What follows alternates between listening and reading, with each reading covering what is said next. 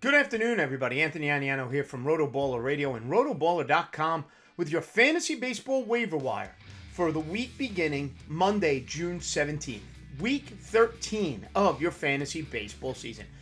As always, recording this a few days early, recording this on Thursday, June 13th, so obviously numbers can change, injuries can hurt, promotions, demotions, you name it, over the course of the next couple of days. We use Yahoo roster percentages as our talking point, trying to find players available in 50% or more of Yahoo leagues. And let's start on the offensive end. First up, David Hamilton of the Boston Red Sox. Second base, shortstop eligible, a speed demon. If you are in need of stolen bases, David Hamilton has to be your ad. He's available. He's rostered in 37% of leagues, makes him available in a little over 60% of Yahoo formats. Over the last 14 days, David Hamilton is hitting .357, 2 homers, 4 RBIs, 7 runs scored, and 5 stolen bases. He's up to 13 stolen bases on the season. So if that's a number you need to improve on, David Hamilton is available in formats. He's hitting .296 on the season as well, with a .348 on base percentage, showing a little power with 4 home runs, but those 13 steals are his primary contribution, along with that .297 batting average. OPS is the highest of any of the players listed today. It sits at 820. Hits moves around the lineup a bit for Boston. He's hit second as well as 8th recently. Last season, 2023, at the AAA level, David Hamilton stole 57 bases. In 2022, at AA, he stole 70 bases. So this stolen base pace has a track record in David Hamilton's past.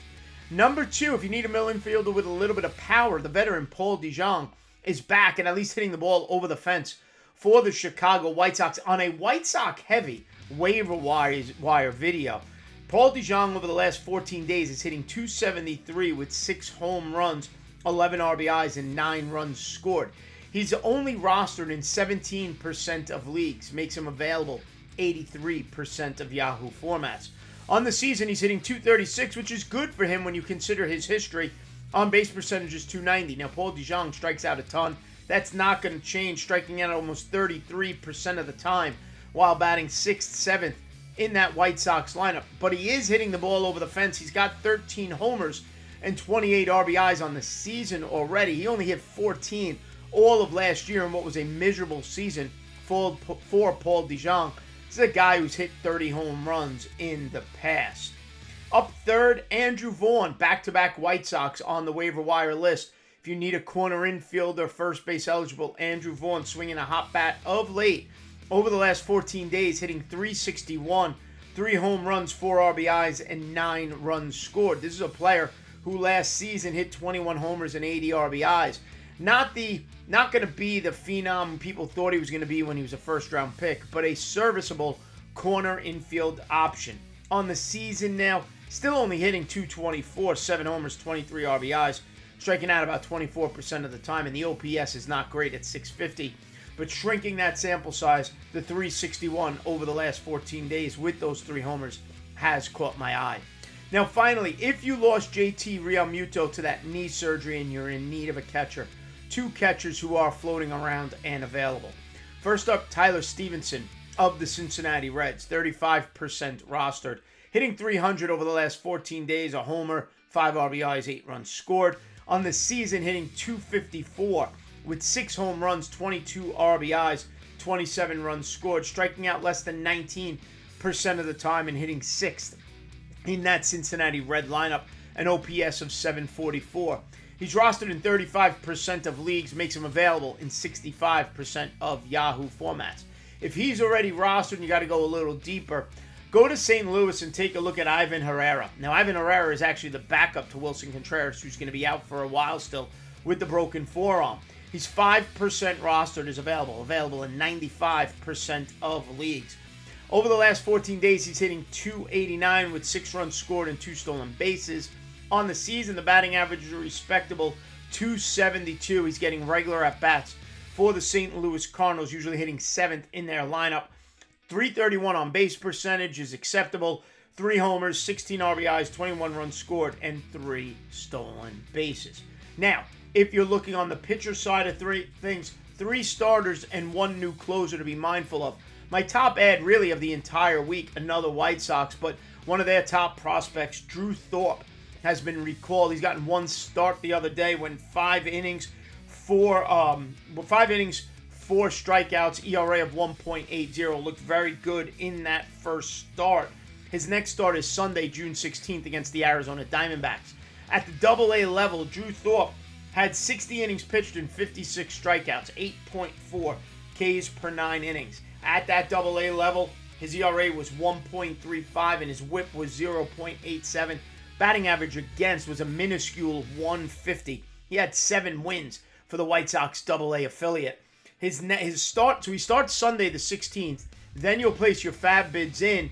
His start next week, one start Saturday, June 22nd against the Detroit Tigers. That is my top pitcher ad and my top overall ad of the week. Other pitchers available, Spencer Arringhetti of the Houston Astros. I mentioned him last week. I'll mention him again. 13%, by the way, Drew Thorpe, 26% rostered, so available 74% of formats. Spencer Arringhetti of the Houston Astros, 13% rostered, makes him 87% available. He had a 2-start week this current week. Next week, his 1 start. He starts Sunday the 16th against Detroit, and then Saturday, June 22nd, tougher matchup against the Baltimore Orioles. So maybe you add him, but yet you don't start him up against Baltimore.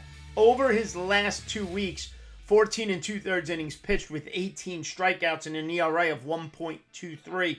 1 win over those 14 days.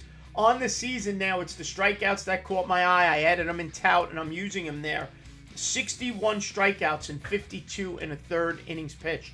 On the season, that's 10.49 to be exact, Ks per 9 innings. Now, on the season, the ERA is still high, 5.33. His first 5 starts were atrocious. His last 4 or 5 over the last month have been significantly better.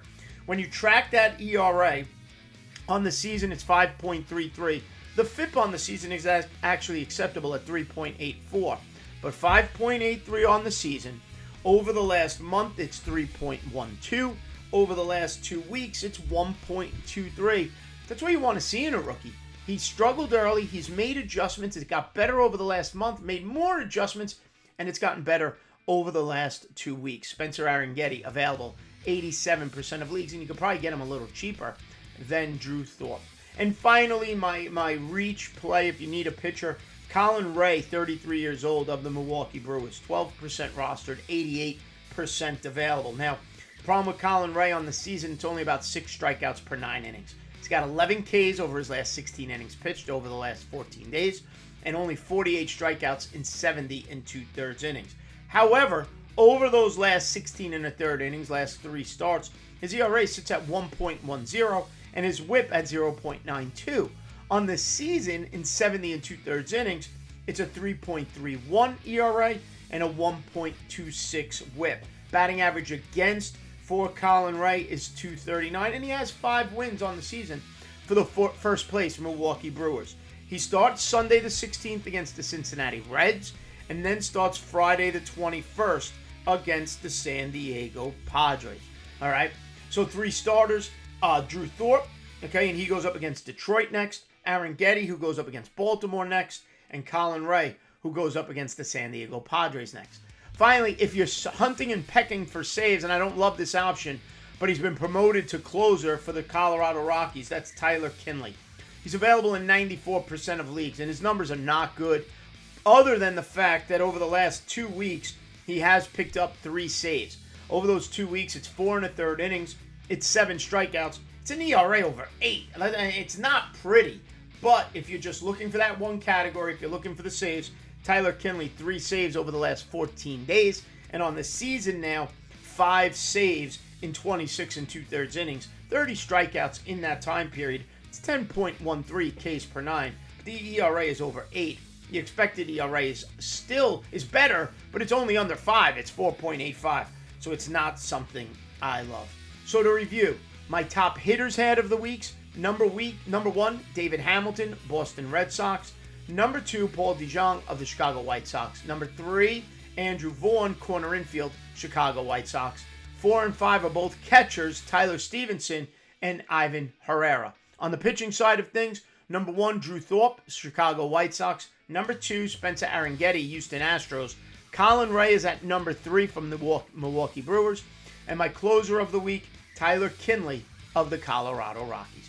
Folks, don't forget, head over to rotoballer.com right now. Sign up for any of our premium passes, baseball, football, rest of the way, NASCAR, PGA, DFS, season-long, sports betting, whatever you're interested. Sign up for the premium pass. Use the promo code ACES and save at checkout. Like and subscribe right here to the RotoBaller YouTube channel. And make sure you download the RotoBaller app. It's free. Everything you get online, you get right there in the palm of your hand on the RotoBaller app. Give me a follow on X at Aniano Fantasy. As always, thanks for watching. We'll see you next time right here on RotoBaller Radio.